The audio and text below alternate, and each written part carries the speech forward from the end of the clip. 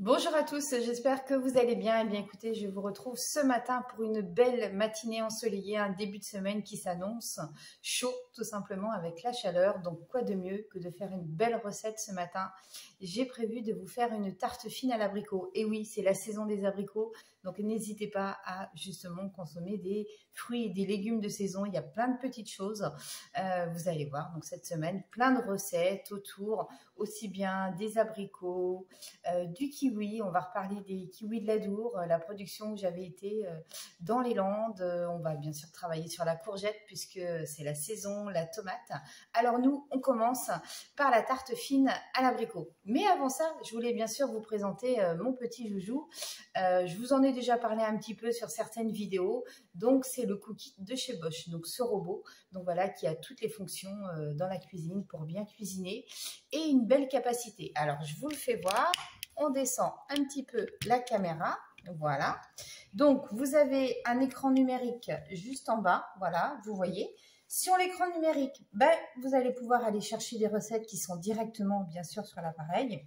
Vous avez un mode automatique, vous avez un mode manuel, vous avez des listes en mémoire.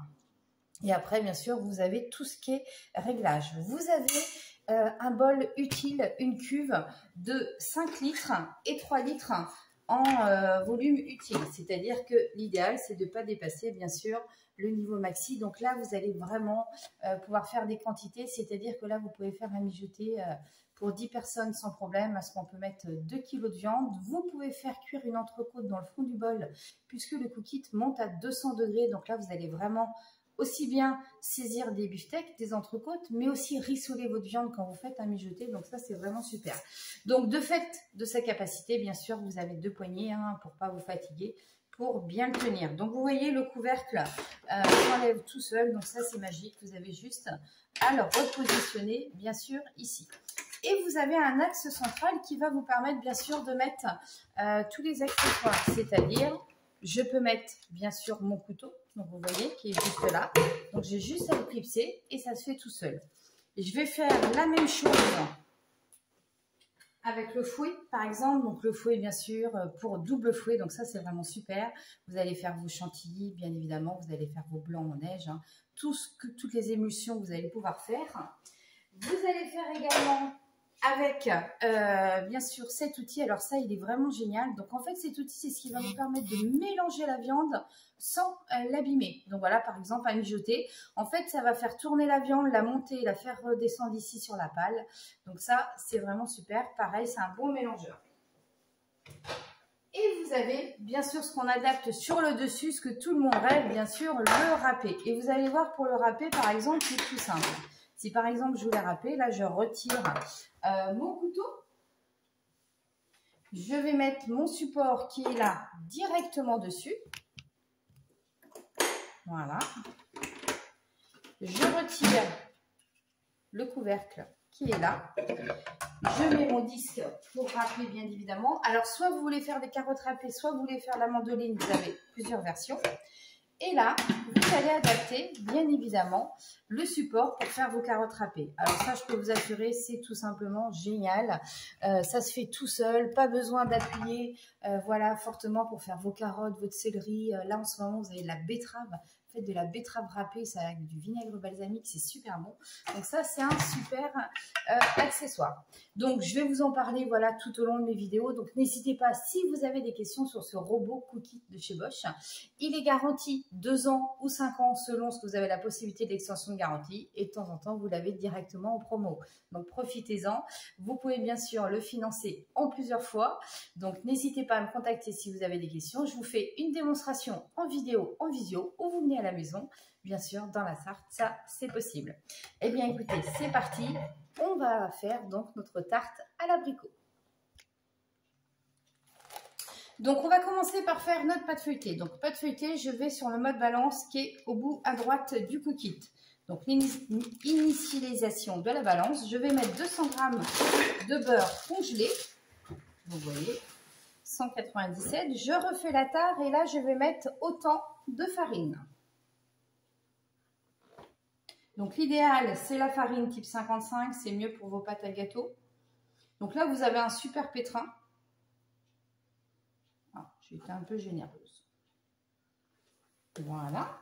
Je vais mettre une pincée de sel rose. Donc, je vous rappelle, hein, notre sel rose qui vous remplace bien sûr votre sel ordinaire dans la cuisine. Je rappuie sur la tare et je vais mettre 90 g d'eau froide.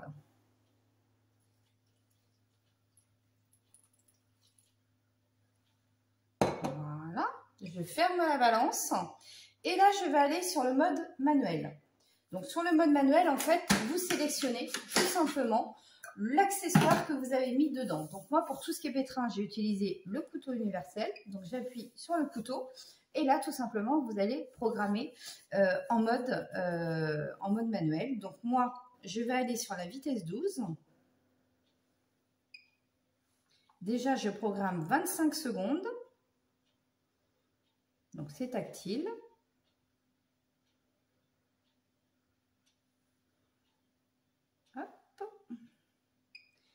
Et donc sur la vitesse 12. Et je vais donc mixer 25 secondes à vitesse 12. Donc notre pâte feuilletée est terminée. Vous déverrouillez, je retire mon petit gobelet, mon couvercle et vous voyez donc la pâte feuilletée est prête tout simplement. Donc ça vous fait une super pâte feuilletée, super souple. Donc là c'est vraiment le couteau qui fait la fonction du pétrin. Donc, attention de ne pas vous couper les doigts. Vous avez bien sûr la spatule qui va avec. Alors, vous allez me dire, bah oui, c'est bien beau, mais ce petit robot, il est à quel prix? Alors, il est à 1299 et vous avez une remise d'office de 75 €. Prendre vos frais avec un conseiller Cookit, tout simplement. Donc, n'hésitez pas si vous avez des questions justement sur ce robot. Donc voilà pour notre pâte feuilletée.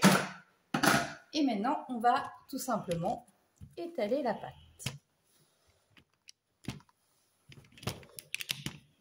Voilà.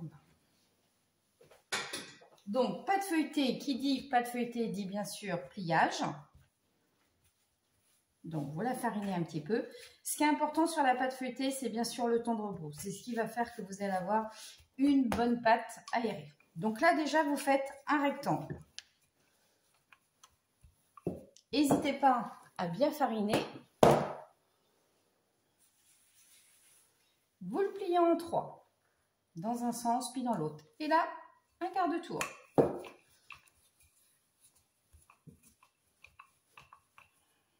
Vous faites la même chose en 3. On retourne encore un quart.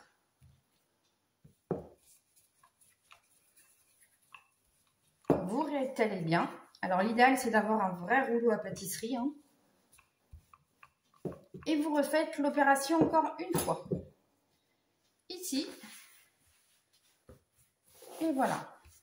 Alors là, vous pouvez la conserver comme ça et la mettre au frais si vous voulez. Parce que, encore une fois, le temps de repos va être très important. Ou vous pouvez l'étaler de suite et après la laisser reposer au frais. Ce qui est important sur le feuilletage, c'est aussi de ne pas la faire trop fine. Si vous la faites trop fine, vous allez enlever tous les pliages, tout simplement, du feuilletage. Donc, pas trop épais non plus, mais juste ce qu'il faut.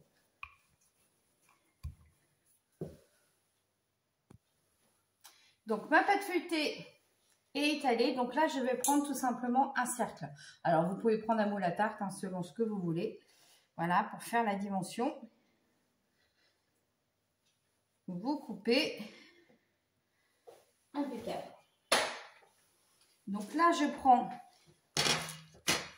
ma plaque de cuisson. Et donc, je vais mettre tout simplement mon disque dessus. Alors, je veux le rouler un petit peu.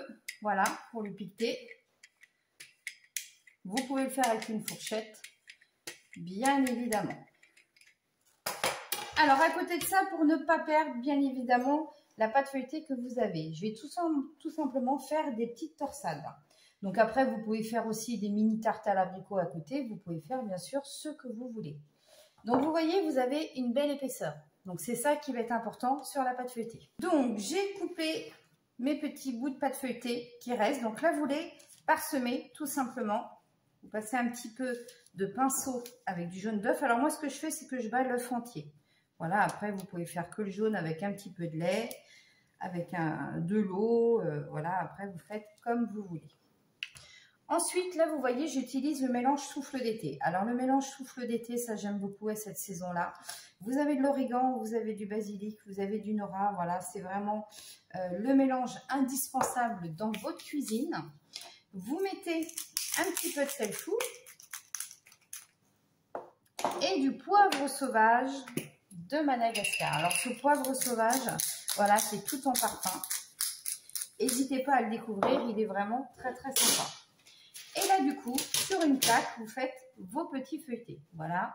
Alors, vous pouvez torsader, voilà, si vous voulez faire des torsades, tout simplement, ou le laisser comme ceci. Vous faites comme vous voulez. Alors, ça, soit vous le consommez, bien sûr, sous les 24 heures, hein, parce que le feuilletage, il faut le consommer rapidement. Ou alors, vous pouvez très bien le mettre au congélateur comme ceci. Comme ça, quand vous avez du monde, vous avez des petites torsades qui sont prêtes avec le reste, justement, du feuilletage de notre tarte. Donc, mes petits feuilletés sont prêts. Donc là, encore une fois, soit vous les faites cuire 10 minutes à 200 degrés au four, soit vous les mettez au congélateur. Mais très important de laisser reposer. Donc, mon disque de pâte feuilletée qui est prêt donc pour ma tarte, tout simplement, à l'abricot. Donc là, pareil, je passe un petit coup de jaune d'œuf pour la couleur, pour que ça soit joli. Alors, vous allez me dire, les abricots, ça va se juter. Alors, si vous voulez dans le fond mettre un petit peu de poudre amande, un petit peu de tapioca justement pour votre tarte fine, vous pouvez. Ou vous pouvez tout simplement les laisser comme ça. Les abricots, voilà, de saison tout seul sur la pâte feuilletée, on peut. Mais voilà, si vraiment ça jute, un petit peu de poudre d'amande. Et donc maintenant, vous allez parsemer tout simplement vos abricots. Donc voilà, après dans le sens que vous voulez. Moi, vous voyez, je les coupe en quartiers comme ceci. Vous pouvez aussi en mettre dans l'autre sens. Vous voyez. Donc, à ça, je vais rajouter après le sucre des îles. Donc, le sucre des îles, donc, qui va porter, bien sûr, c'est du sucre roux complet de chez OP Délices avec la vanille de Madagascar. Donc, ça va vraiment apporter un côté gourmand. Et à la sortie du four, ben, vous pouvez tout simplement parsemer de poivre de Timut.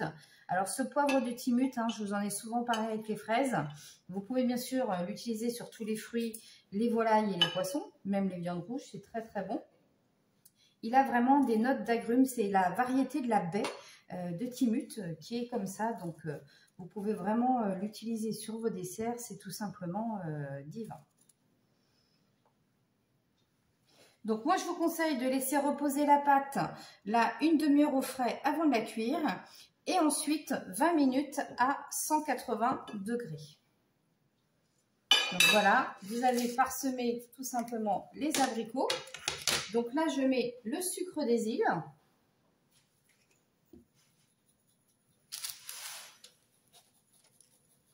Donc la vanille et le roux complet. Aussi pour l'acide, c'est l'équivalent de cuillère à soupe. Hein. Et vous n'avez plus qu'à mettre au frais donc pendant 30 minutes et après au four tout simplement.